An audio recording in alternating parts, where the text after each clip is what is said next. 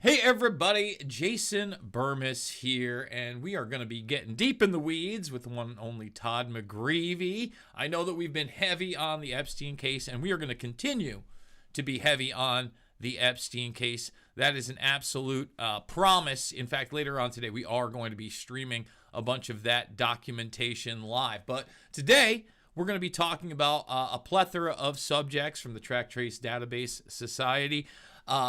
Within our country that just seems to be pushing forward, even here in the great state of Iowa. We're going to be talking about license plate readers, but I'm going to want to talk about the larger subject of not only cameras, readers, but the TSA, Real ID, and that push towards a digital ID. Then we're going to be talking about some of the policy right next to us over in Illinois. Also, the voting transparency here in Iowa, and we're going to be having a big election coming up with a new governor. A lot of people think that, Iowa's safe. They're red. They're always red. Everything's going to be fine. Listen, as long as we have machines in charge and no real accountability, guess what? We are open to situations like 2020 where now they're just conceding, oh yeah, there was like 35,000 votes over in Georgia that totally and completely should have never been verified. My bad. My bad. And that's really just scratching the surface. We're going to be getting into all this subject matter and so much more, so you're not going to want to miss it. Buckle up and get ready to make sense of the madness. I do want to remind everybody, I can't do it without you. $5, $10, $15 absolutely means the world to me. Down below are the links as well as the PayPal. I want to thank Lisa and others. All you anonymous ones, thank you so much for doing that. And then we've got the McGreevy outfit over here, marigoldresources.com. They support the broadcast. If you are buying or selling a business, they will be your broker. And then we're also going to be talking about some of these stories over at the River City Reader, rcreader.com, an independent media operation that's actually been in print now for decades. Mr. McGreevy, how the heck are you doing? Why don't we start with what the focus has been election-wise, transparency-wise, in Iowa, in the Quad Cities, and the obstacles that you faced trying to get that transparency on track and covering it within the River City Reader. Excellent. Yes, thank you for having me on Making Sense of the Madness and Deep in the Weeds mashup, if you will, today on this beautiful Saturday here in the gloomy Quad Cities. And just a quick little program note, Jason, it's 315,000, not 30,000 ballots. My bad. Now, wait a minute. Hold on. Wait. I said in Georgia. Are you telling me there's 315,000 in Georgia alone? That's the number? In Fulton County alone, the most populous county in Georgia. See, my jackassery knows no limits. It's 10 times as bad as I've said. Thank you, Todd, for correcting me. Go ahead. Yeah, so that's kind of anyway. So here in the Quad Cities, I don't know if you go to our website, rcreader.com, and type in /tags/Hillary Tompkins, you'll come up with all kinds of stories we've done about our county auditor, Ms. Carrie Tompkins, who was originally appointed because of the previous auditor resigned during the Zuckerbuck era, took $400,000 of Zuckerbuck dollars from the Center for Technical and Civic Life out of Chicago, after she told the County Board of Supervisors sitting right next to me in September of that year that the elections were safe, secure, needed no other funding. The very next day, she wrote a grant for $400,000. That would be Roxana Moritz, the Democrat. She illegally paid the poll workers without getting a raise from the Zuckerbuck dollars, without getting approval from the county board, which is policy. She broke the law. It was reported in the daily paper. She resigned. And then Ms. Tompkins was appointed. And so Ms. Tompkins has continued to be the dutiful rhino that she is, and goes along, get along. And she she changed the poll book software that the Iowa Society of Auditors had been developing for 25 years. 99 counties in Iowa, something like 60 or 70 counties use the software. No problems with it prior. It seemed like a good in-house developed tool that everybody knew how to use. But no, we needed more. We had to have touch screens for digital signatures and so forth. And so she decided to go out and do She did a call for entries for vendors, but she didn't do it properly. She did it illegally. Our county supervisor, Diane Holst, caught it at that time. So she had to redo it again. Anyway, she lied about that. We've covered all that. Spent another, I think, $400,000 of taxpayer money that was spent illegally on the poll books. She also, to Roxana's credit, when she came into office, she had replaced a woman who had been there for 25 years. And there had been no chain of custody policy. And we'd helped a young man, Michael Elliott, run as an independent during that cycle. And that was one of our big platforms, was a chain of custody policy should be in place. After she got elected, she called us in her office, Roxanne, and said, here's our chain of custody policy. Thanks a lot, guys, for the good idea and good governance. We're like, great, this is how it should work. Both sides should do what's good for everybody. So when Kit Tompkins got in, after the last election, she decided to get approval from the supervisors to have a confidential, secret chain of custody policy, if you will. And I confronted her about it, and she literally said to me, in front of other supervisors as well, that we can't allow our chain of custody policy to be out there because there might be a vector in that somebody can use as an attack vector to attack our democracy. So. That's just a quick snapshot. Very quickly. The thing that we're losing you, Todd. Your audio's off. You're totally muted. Stop for a second. Oh, stop. I'm sorry. Bring it back. Your connection was terrible. Oh no. Hold on. We heard you up until the point where essentially they said that this would hinder transparency. Yes. So start there, please. Sorry. Yeah. The having the chain of custody policy public would provide an attack vector to our democracy, is what she told us. So that's not a good thing. And we think, if you think about it, and by the way, she did that with the complicity of the Board of Supervisors. They voted 6 of them to actually it's 5-1, I think. One Democrat actually voted against it, and to allow the policy to be secret. And in our view, as transparency advocates here in Scott County, Iowa, is that how do you know that you even have when it gets changed, that what's in it? I mean, it's like this star chamber, this black box that Why would you put something in a chain of custody policy that could be a vector? Why would you put a password or anything in there that could even open up to an attack? So that's what's going on there as far as the election goes. And let me say this, Todd, one of the things that I found really troubling this time around when voting for the President of the United States is that when I went in to register, although I did use an actual paper ballot, right? Mm-hmm. When I signed in, it was not paper. So in other words, when I went in there with my identification to my polling place, I mean, I would, in the past, even back in New York, folks, just a little board, everybody's name, your actual signature, etc. I like that a lot better. Oh, you're here, polling place, bam, physical record. Now it's all digital, and you're signing with your finger. And I know a lot of us are more, apt to that over the years, but it's not the same as your signature. It's never going to be the same as a pen against a piece of paper. Your finger's a little fatter. And yet this is the method that they're supposed to be using to verify that you actually showed up there and that ballot is yours. So number one, you have that, digital aspect I don't like, but then you do not have a physical record of that. What is so hard about getting a damn physical record, something we've literally had as human beings in important circumstances for thousands of years? Yes. It would not be difficult to do hand counting in one of our precincts. I'm in B11. It's one of the more populous precincts and more active voters. 350 ballots. We could do a hand count there. So my question is, with less and less transparency, with the example I just gave, with the fact that they're basically telling you, you don't have an opportunity to audit these things, what are the next steps pushing forward? And is this just something that's going to have to be won in the court of public opinion and essentially get these people out of office and put new people in office? Or is this a lost cause? What are your thoughts here?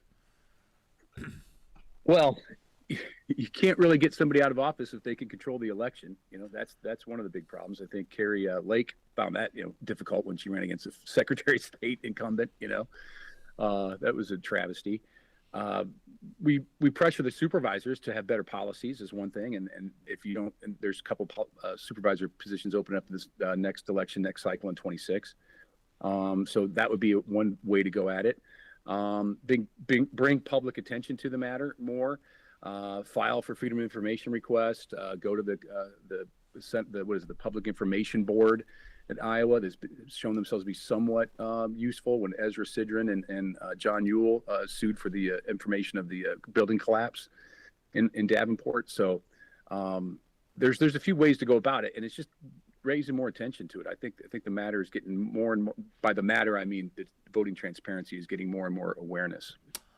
So before we move on to kind of the track trace database stuff, the license plate scanner stuff, the real ID stuff, where do you think this goes with Iowa? Because we do have a big election, right? I talked about it kind of in the intro. With Kim Reynolds stepping down, I think that a lot of people just assume that, we're going to get another Republican, an incumbent, and possibly that is the case, etc. But what do you think happens? The midterms are just around the corner, right? Obviously, the governorship, also a big deal.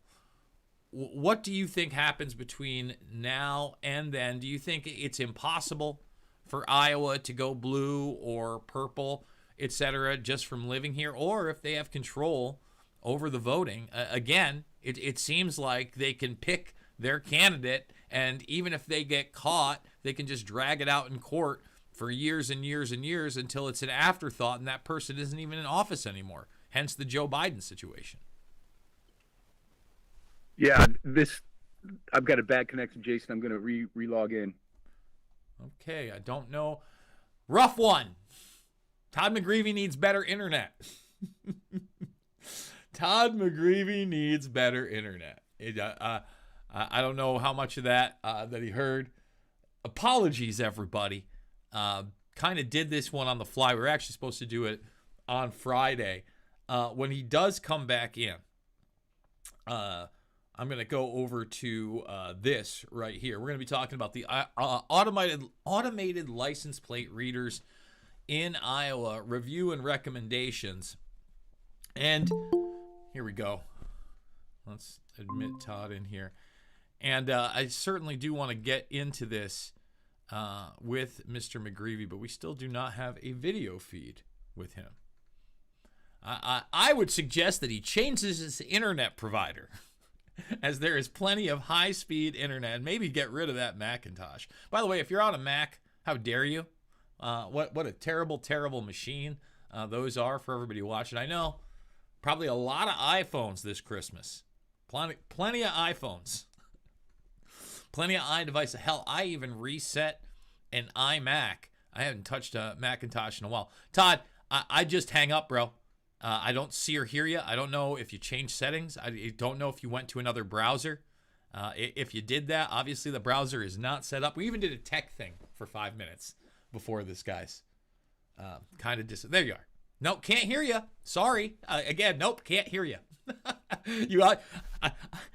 There we go. I just buttons. I went to the Google Chrome now. All right. I would say it has nothing to do with your browser and everything to do with your terrible internet service, but that's another thing. Right. So before you got cut off. You're asking about the governorship. Well, I'm asking about the governorship in regards to what's happening with our voting systems that seem to be becoming more and more digital, even in a place like Iowa, where people assume that people are only going to vote one way and that we have transparency here and we have the rule of law. So what do you see happening coming up with the midterms and now this new governor's race? I think there'll be some snafus. I think there'll be some problems. I think there'll be enough eyes on things that things will get caught. There was a school board election a year and a half ago that got messed up and had to have a recount. No, I'm sorry. It was a state representative election in northern Scott County that had to be recounted. And you had the former Scott County attorney, who's the county retired. He was a county attorney for like 25, 30 years. And then you had a former supervisor who was, longtime supervisor, Davis and Hancock, two old curmudgeon dudes, that had been in it for a long time. And then they got to pick a third person as an intermediary, and Diane Holst, because everybody trusts Diane. She was selected. And she said that when she went in there and dealt with the recount, the machine had all kinds of problems. Even Hancock and Davis begrudgingly said, we have issues with these machines.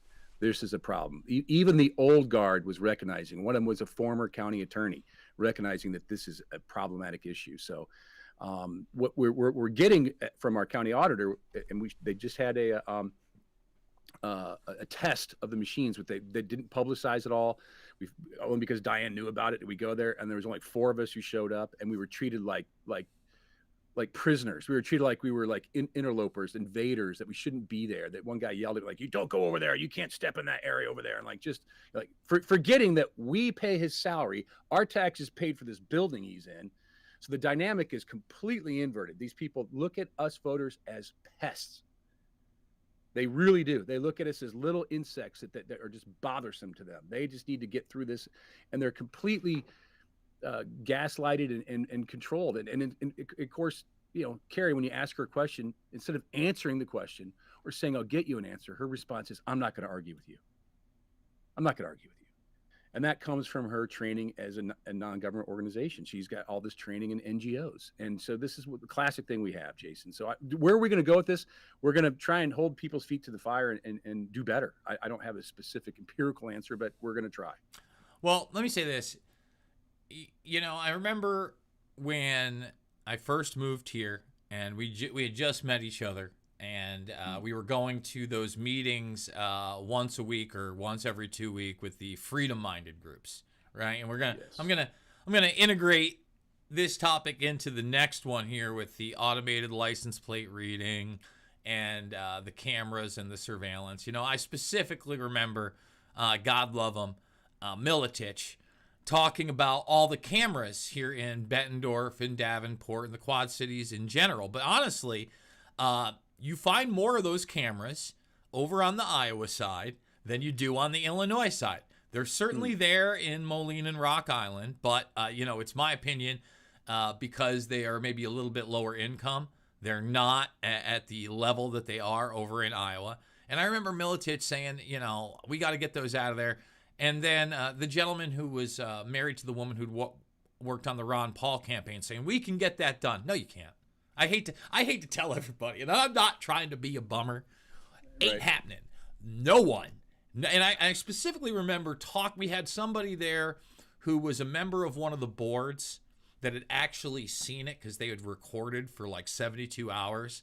And they had something where they had to find a car, and they were able to find that car. And the whole thing is, oh, no, we don't keep it forever, and we get rid of it, etc. And, it is very convenient. And I just told everybody flat out, like I told everybody flat out, that DARPA was the one behind COVID 1984. But I go, not going anywhere. And I got, no, we could get that done. No, you can't. No, you can't. There is just too much of a push. It's just like, look, I love Catherine Austin Fitts. I do those IMA panels with her. People are not going to reject the real ID when they're charging you now almost an extra $50 every time you get on a plane if you don't have it. Now, it's not for your safety. It should be totally illegal, but I'm just telling you how things work. And it's not great. We just don't have the political firepower, like you said, to change things, and I haven't seen it. I haven't seen us be able to get into the state governments or the federal or the federal places like the Congress and Senate where something can change for the better. I travel all the time. You know this. Guess what, guys? The license plate scanners are everywhere on the East Coast. And they're here in the Midwest, too. They're in Indiana, okay? They're not going anywhere. Virginia, they're all over. All over. And now, I know I went on my little rant here, but you sent me this document, Automated License Plate Readers in Iowa. I see this as the next step of those cameras, because guess what they're reading your license plate with? It would be the cameras on top of, they're usually medians or overpasses because it's usually highway tolls, but we see them at all the red and green lights here. So first of all, tell us about this document here, Todd, and what are your thoughts on what I said? And I don't want to be doom and gloom, right? I am not that guy. But I, again, have just seen no real political change when it comes to the track trace database society. I've just seen privacy eroded and more people get comfortable with it. Well, I'm going to circle back to what you just said about the cameras, but I'm going to go deal with the airport and the Real ID for a second. All right. And it reminds me of that movie, Ants, I think it's called. Is that right? Where the grasshoppers versus the ants. Yes. Cartoon. Yes. All right. And where the guy's lecturing the ants, if they find out that if they all stand up, they can crush us. Yeah. Right. If they all figure it out, if you let one guy figure out he can stand up, the rest of them stand up, we're doomed. All right. And that would count with everything we're talking about. Imagine if everybody walked up to the airport and said, no, we know that there's been a Supreme Court case that says you do not have to have an ID to get on a plane. I've proven it myself. I've confronted TSA people myself. I've confronted the airport commission board in a meeting about it. And dutifully, they said, yeah, you're right. You do not have to have an ID to get on a plane. It's all theater, all of it. And we just dutifully act like we have to, because it'll jam the line up. Well, let me just say this about the theater, right? And let me give like this much credit to the TSA. So for those who haven't flown recently, at every checkpoint now, after you put your bag, you check your bags and you get your boarding pass and all that, they've got the biometric scanner for your face that, basically everybody just lines up and they take the picture. They have a little sign at most of these places, I'd say 90% of them, where it tells you that you can opt out. And I opt out every time. Sometimes they actually turn the machine off. Sometimes they literally just have me step outside of the region and take the picture of nothing, which doesn't make any sense to me. Yeah. But it's still there. But the acclimation process is already in full effect. And they've got 95 to 99% of people doing it every day, all day, now for, I would say, months, if not a year, right? It might even be over a year they've implemented this. And this is that incremental move that gets people comfortable with this. And how much longer until Jason Bermas isn't going to be able to say no to that? Now, look, you can still say no to the body scanners that I was protesting over a decade ago. But at the same time, you're still going to get your Johnson grabbed, right? But at the same time, you're rolling the dice because there's no way to know that you do that and you don't get your Johnson grabbed. But they certainly have not gotten rid of the body scanners. They've only become more prevalent. And let me tell you now the third thing that they're doing in places like LaGuardia and JFK on the East Coast. It's not just those methods. Now you're in a line where you literally just get cut off, and the person next to you, you walk with them down a 15-foot path while they tape your biometrics and motion. And you don't have a choice on that one. Okay? Wow. That has been implemented. That happened to me last year, both times on the East Coast. Pretty wild stuff. In the big airports. Scanning your heart rate and stuff like that? Or I won't say heart rate because that's a NASA thing, but they certainly are getting your gait walk. So you know how we had that big story recently about how they were analyzing your walking patterns through gait analysis?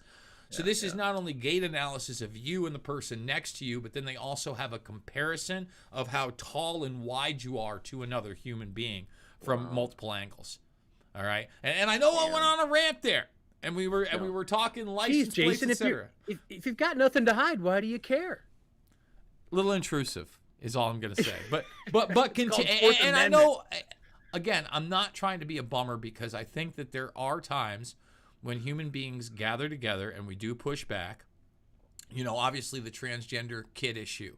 Huge wins, in my opinion, with the Trump administration, RFK Jr., and the awareness about the dyes, the hate and lies shots, the vegetable oils. I know there are some people are saying, oh, well, it's all limited hangout. Listen, this is a process, and he's tearing down the system.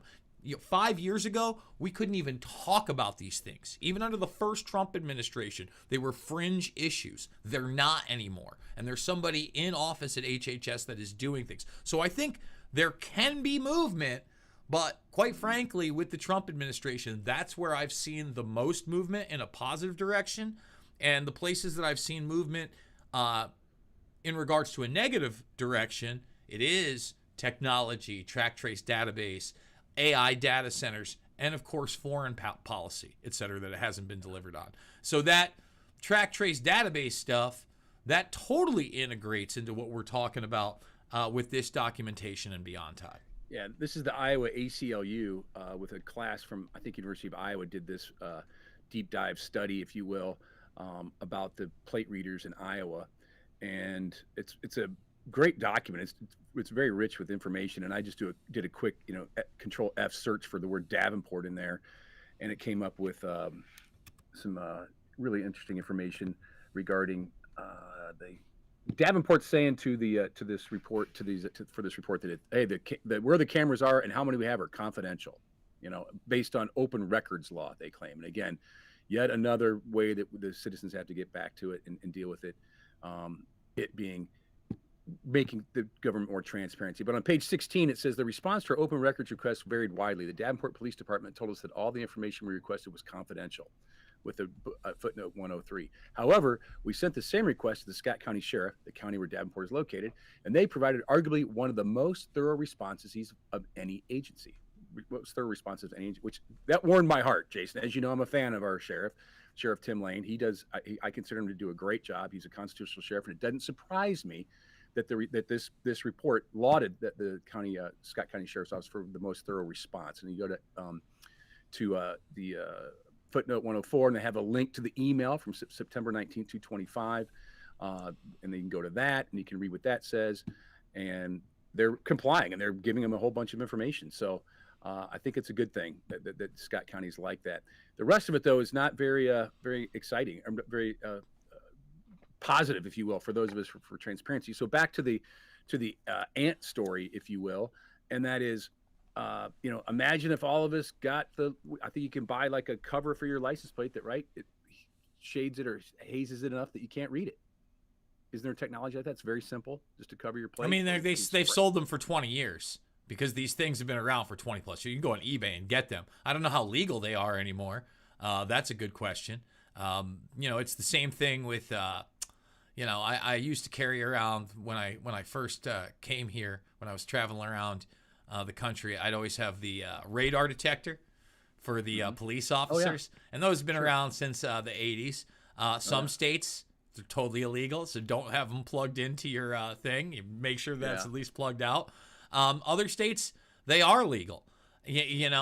I've talked to now several people that just tell me they don't pay their automated tolls in Illinois. For me, I get them from all over. I get them from New York. I get them from Pennsylvania. I get them from Illinois. Man, D.C., I thought I'd got out of there by the skin of my nuts on a decent budget. Hit me with a $150 bill for speeding via the traffic cams in D.C., doing 40 and a 25. No way to appeal that. And if you don't pay it on time, $350. So, hey, they get me. I don't like it.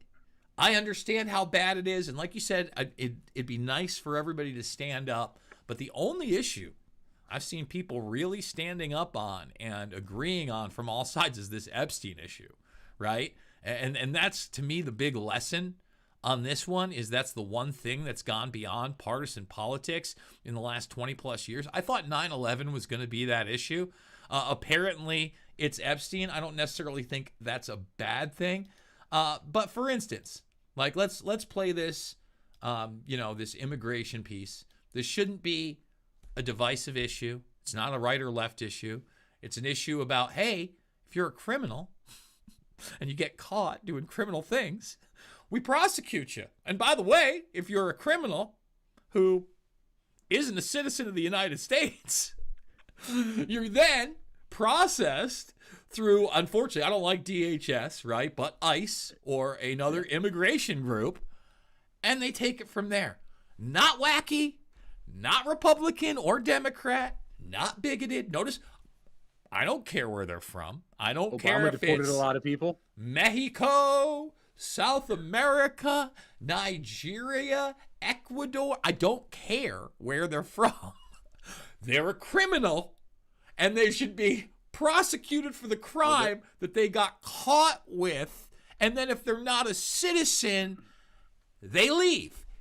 It just sounds normal to me. But let's play this clip, and I'm sure I'm going to be a bigoted white supremacist with my Nazi handler by a group of people by daring to agree with that simple policy. They're an alleged criminal first, and then once they're convicted and they're foreign, yes. Again, you get caught doing a crime and you're not here legally, you already committed a crime before the one you're even supposed to be charged with and That's tried true. That's for. a good point. That's a good point. Just pointing that out. Very good point. All right. So again, let's go to this clip here. These set of laws set limits on where exactly federal agents could make immigration arrests. This comes, of course, after the state legislature passed a package of legislation following widespread immigration crackdown across the Chicagoland area. Today, Governor Pritzker did sign that package of legislation, this taking place at the Little Village Community Church. The state of legislation bans immigration arrests at or near courthouses. It also requires colleges, universities, hospitals, and daycares to set up policies for dealing with immigration enforcement, and prohibits these establishments from disclosing the immigration status of students, patients, and children. Last month, a daycare worker was arrested by federal agents in Roscoe Village at the start of the school day. The governor says these laws expand legal protection for Illinois residents as immigration enforcement continues. Our people have been forced to live in fear. Everyday activities like dropping off the kids at school, going to the park with your family, going to the doctor, showing up at your job has meant risking your safety and your livelihood. Fear and intimidation have been visited upon us by fellow Americans. It's unconstitutional. They aren't Americans. There's not a fellow American if you're here illegally. You know, I watched the recent Dave Chappelle Netflix special. Okay, and look, there's a little TDS in there. There's certainly things politically that I don't agree with. You know that I'm not big on authoritarianism. I'm always very hesitant for things like martial law or utilizing the military. You know, I also mentioned that I was, obviously I was in D.C. for this September 11th, and one of the things that caught my eye was, the week before was the big, we're using the National Guard and we're going into D.C. and we're cleaning up the homeless problem. And then they were actually, when I was driving down there, going to Chicago to do the same. It was the cleanest I ever saw it. And Chappelle literally had a bit where he starts talking about it. And he's like, pretty clean though. He's like, got to admit. Gotta give him that. Pretty clean. Like, he's like, I've been here a lot. Yeah. Pretty clean. So here's the part that he didn't say, okay, which I wish he had said on top of it, because I think it would have been a little more fair. By the time I was there, and I think that was filmed maybe just a couple weeks after, because they obviously hit on the Charlie Kirk thing a few times, but I don't think it was much past October, right? There's no National Guard on the street there. There weren't in September. They went in, they did their thing, they got out. Now, as far as I'm concerned, the National Guard are there for states' issues, all right? Now, if you've got all these different programs via states, which we do, halfway houses, shelters, soup kitchens, the infrastructure to put these people in areas where they're not going to be homeless, right? Or at least have a better situation than being on the street and literally, taking craps on the sidewalk, which Chappelle joked about. I think that's actually a good thing and a good use of the National Guard. You can make an argument in Washington, D.C. because it's not a state, right? And they don't have representatives. But anywhere else, I don't know that argument is valid, right? Like if you're using California National Guard, right, and you're using, say, the ones up from Sonoma County, upstate, and you're bringing them down to Los Angeles County and, areas of San Diego and using great. Isn't that what we should be utilizing our military for, instead of wars overseas or actual martial law or things in DHS where you're targeting, not fake American citizens, Pritzker, but you're actually targeting American citizens as domestic terrorists like we saw throughout the COVID 1984 nightmare? I mean, what are your thoughts on that?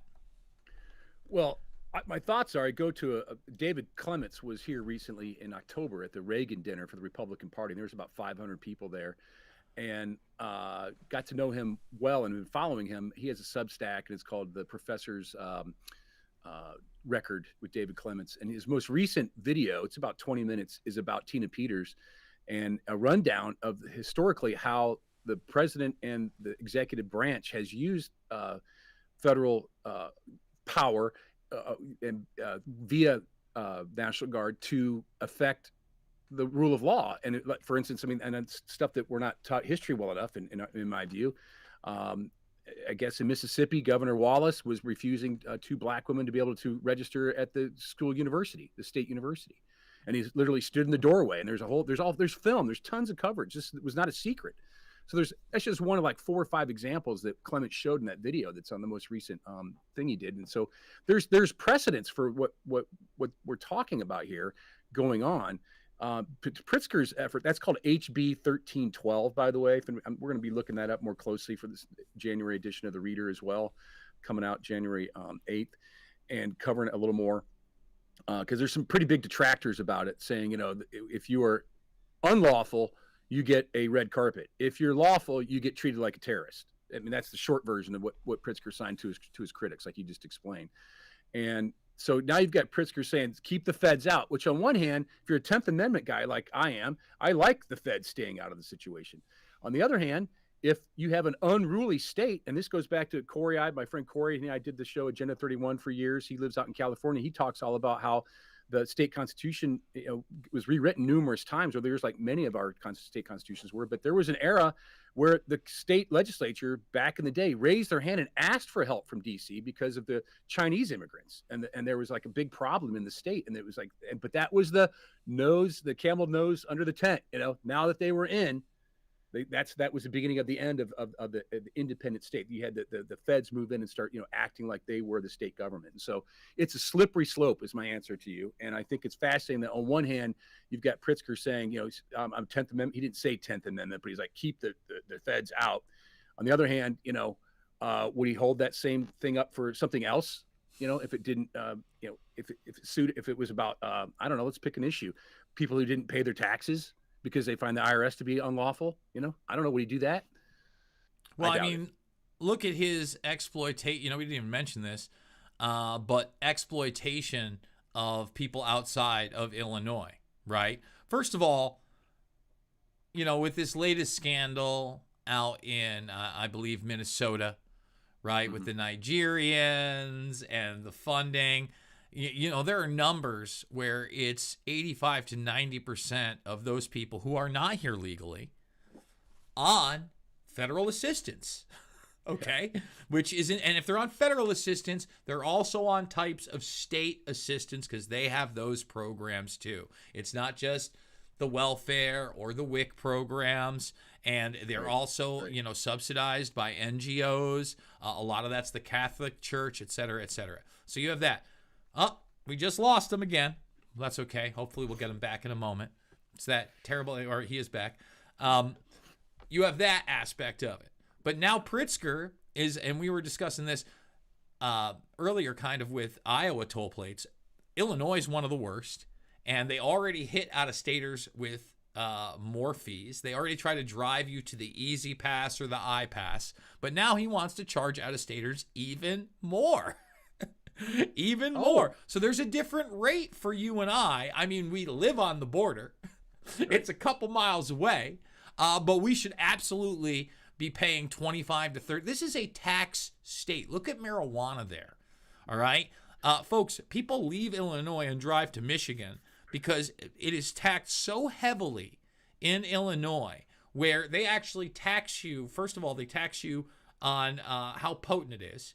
So it's something like 26 to 28% if it's under 32% THC. If it's over 32% THC, it's 31% tax. Wow. Then on top of that, as an out-of-stater, you can only get 14 grams of regular marijuana. Forget about concentrate. And you can only do one transaction at each place per 24 hours. It's like the most police state, overtaxed scam place out there. And that's why I hope if we get a new governor here in Iowa that's more marijuana friendly, they don't go that route. They go the decriminalization route with some taxation, but nothing crazy. And maybe we use Michigan as the example, although if you just saw the governor there signed an executive order trying to tax the growers another 24%, just like before consumers. Now they're fighting it in court, but that's the kind of authoritarian bullshiz, Johnny nonsense that these people continue to pull, right? And look, It's Pritzker's insane. one of the worst, and this other woman who we had that big kidnapping hoax with, Gretchen Whitmer, is also one of the worst. Yeah. Here's the thing, and I don't see them though, going anywhere, Todd. Go ahead. It's ironic that there's a rules for thee, rules for me in the pricing of marijuana in Illinois, and also of how much you can buy if you're from out of state. Meanwhile, they have a huge sign on the side of the wall in there that says it's illegal to take this across state line. So, on one hand, they're acknowledging that you are from a different state and having restrictions on your acquisition and your purchases. At the same time, saying you can't take it across state lines. And not only can't you take it across state lines, hold on. Across state lines, there are billboards literally for nature's treatment of Illinois. As you drive through Davenport in the Quad Cities, they advertise to you what would be illegal in your car at the moment. And then on top of that, they also take out radio ads, which I totally think they should be able to do, what you hear throughout Iowa. They advertise in our paper, and we distribute on both sides of the river. So absolutely. Yeah. So listen, it's classic. It doesn't make sense. And you know what? Let's get your take on this. I don't love what Trump did, making marijuana a Schedule 3 instead of a Schedule 1. I know that some people are like, well, it's in the right direction, and now you can use it for medical use. Look, we've had alcohol in this. We had one small period of prohibition. Otherwise, alcohol, boom. Marijuana has proven itself. It's not like crime has gone out of control or psychosis has got out of control. If anybody's been hurt by the rise of the acceptance of marijuana and its ability to be sold in stores everywhere, it's the alcohol industry. Americans are drinking less than ever. And look, I like a little booze in my life every once in a while. We go have a beer. I'm not a home drinker. I will smoke blunts at home, folks. So, like for me, I totally get it. You know what I mean? I pay the price much more on alcohol. I think everybody does if you overdo that the next day. What are your thoughts on Trump's Schedule 3, and what do you think the future of marijuana is going to be here in Iowa? I think it's a complicated issue because of CBD and different levels, and here's what I really think. I think that the underlying real fear of the big agra, big alcohol, big pharma, and big cotton is hemp. The same plant that just doesn't have any THC, because it is food, fuel, and fiber. And it is regenerative. You can grow multiple crops in a season. It doesn't destroy the soil. It is, in my view, all this is just smoke, pun intended, about trying to keep this plant down, and because heaven forbid that somebody would say we're going to start instead of soybeans and corn and monocropping and ruining the soil.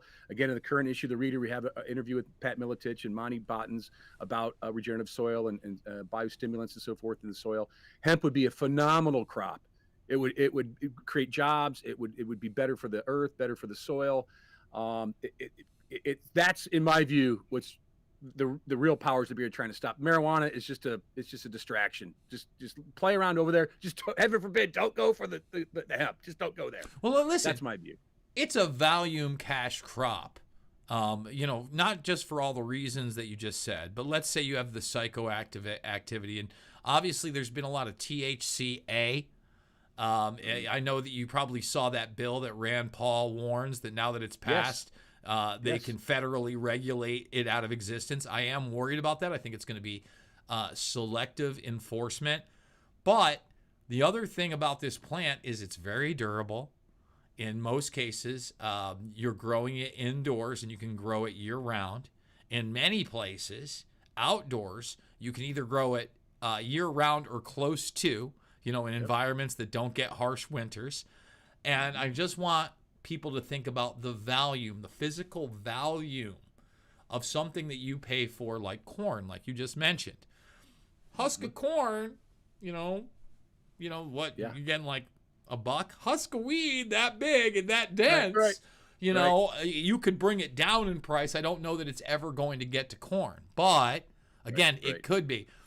People have been so accustomed to paying exorbitant prices, just like we said about Illinois. Michigan has broke some of those barriers. Colorado has broke some of those barriers because they were one of the first inceptions, etc. I think those are good barriers to break. I think that's what true capitalism is, right? You bring people in. There's real competition. That competition drives prices down, especially on something you just mentioned, can be grown and replenished at a very quick clip. I don't see what the issue is other than not wanting to empower the people and control that industry in a monopolistic fashion that we see far too often in industries that are highly profitable.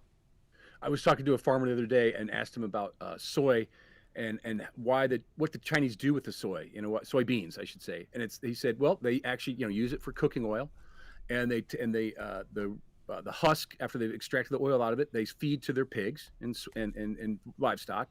And then once they burn the oil for cooking and so forth, they sell it back to us in America so we can convert it to diesel. Mm-hmm. And he said, it's the dirty little secret. He said the Chinese figured out they don't buy corn from us because they figured out that per cubic foot of transportation, you could get more protein out of per cubic foot of soy than you can corn. And so they did the calculus on the shipping and back and forth and so forth. There's like, we'll grow in corn. We'll just have the vassal state of the United States give us our soy. That's what's going on. Well, it doesn't surprise me. Again, we also subsidize corn through our government here. Look, the agro situation, agriculture in general in this country and globally, I think we're still in big trouble. I'm hoping we can move in the right direction with RFK Jr. because we constantly talk about soybean oil or seed oils. And look, soy may not be the best to ingest over and over again, but as far as seed oils, the real problem is the process and how highly processed they are and what we're really putting on our body at that point. I'm hoping, again, and I don't like the hopium train, I'm hoping that we can continue on that RFK Jr. direction. I'm hoping by the 2028 elections, hopefully things are not disastrous enough where we just fall into a Vance or some other neoconish kind of political figure, and RFK Jr. delivers, and he's the Republican Party nominee. And this time they can't keep him out like they did the first time around via the Democrats. Again, we got a lot of time on that, but who knows? Go ahead. Can you do me a favor and pull up the Reader website? There's 2 articles that I want to direct some of your listeners or go ahead to, if you don't mind. Yeah. And one of them is, if you could pull it up there. I got it in front of me. Go ahead. Oh, I don't set it on the screen though. Yeah, which articles you want? Let's go to the piece on "Don't Kill the Messenger," the piece with Militich and that's on the front page. It's under commentary, yeah. Under commentary. Okay. Yeah, if you go. I got you. Yeah, I can't see it. Wait. Okay, so news and commentary. I'm on the front page. All right, hold on. Let me get there too. So it's not I on the can't- front I page? I can't see what you see. Sorry, man. Yeah, let's go there. All right. Nope, not on. They don't kill the messenger. This one right here. Go ahead. Just click on news and Yeah, commentary. it's right and there. I scroll got it. down. Tell us about Okay, it. cool. Well, that's a piece that you mentioned, RFK. Well, Maha had a second report come out in September, and we at the Reader we received a news release from the Fertilizer Institute, the TFI, which I never really paid attention to, and but the headlines in the subject line of the email said, TFI, supports Maha report number 2. I'm like, wow, the Fertilizer Institute is sidling up to Maha. So I went and read it, and they're all about the 4 R's and all this different stuff and how they align with. And I went and looked at TFI's membership. They've been around since the 30s, and it's it's got BNSF, the railroads. It's got Monsanto. It's got all the big ag players, right? And I'm thinking this sounds like virtue signaling to me. So we worked with Rochelle Arnold, one of our freelancers, and she interviewed the TFI spokesperson. She interviewed Pat Militich with Soil Saviors about the fulvic and humic acid for regenerative soil generation, and Monty Bottens, who lives in Cambridge, Illinois, just across the river, who has Grateful Grays. Really interesting article. I would highly encourage you to check it out. The guy from TFI, and the dandelion is the hook on this story, because we're trained to think that the dandelion is a terrible weed that we should all kill and go spray some poisonous stuff on it on your lawn, and it's in actuality, it's, as Militich put it, it's the messenger. It's the canary in the coal mine. It's telling you that soil needs regeneration. It pulls the nutrients out of the air, and dandelion is actually regenerative to the place it's there. And if you look into it, people make all kinds of food and wine out of dandelion, and it's actually a good plant. It's not a terrible weed. So that's a piece I encourage you to look at. And the RFK made me think of that. And then lately, in the news has been the new mayor of New York, who's avowed socialist and so forth, and Joel Lorenzen, who has a Substack column called Uncommon Sense. He's a business owner, semi-retired, lives here in Rock Island. He occasionally writes for us. He's got a piece in there called Urbanization, the New American Divide. And if you go to that, that is on the front page, I think. And the subheader spells it out. Yeah, there it is right there. Scroll down just a little bit, will you please, to the subheader. Yeah, his thesis, what he thinks is unique and novel, and I think it is that political ideology is not driving socialism's rise in global cities in the big urban centers. It's structural stability amidst unseen resources that is driving the socialist Listen, tendency. it's a smokescreen, man. I don't think this Mamandi or whatever is Mamdani. I don't think he's a socialist. I don't think he's a Democrat. I don't think he's a liberal. I think he's a globalist. Agreed. I think what we're pushing towards now, again, like we were texting back and forth, are the AI data centers. They're going to be pushing in automation. They're going to try to bring the free Wi-Fi. New York City is going to try to have more of these congestion zones where you just drive somewhere and forget about tolls, guys, like for a bridge or something. No, you're in the wrong part of the city and you're getting charged. And I think Pritzker's one of those people. We're not quite as far along the congestion pricing of New York City, but we are there for the automation with the driving and the tolls. And hey, Iowa's just next door. Let's get it down with domino after domino after domino. Look, they're after our water. They're about to change the energy system. Our currencies ain't doing so good. And guess what? Gold and silver are skyrocketing, especially silver. All of those, to me, scream that there is going to be a new redistribution of many of these important resources and infrastructures that we've grown accustomed to. Mr. McGreevy, we have run out of time. I want everybody to go check out the River City Reader, rcreader.com. What would you like to leave the audience with, sir? You can subscribe for free email alerts weekly we send out at our website. There's a sign up. You can also subscribe to our print edition, which we mail out 12 times a month. It's $48 a year for that at our website.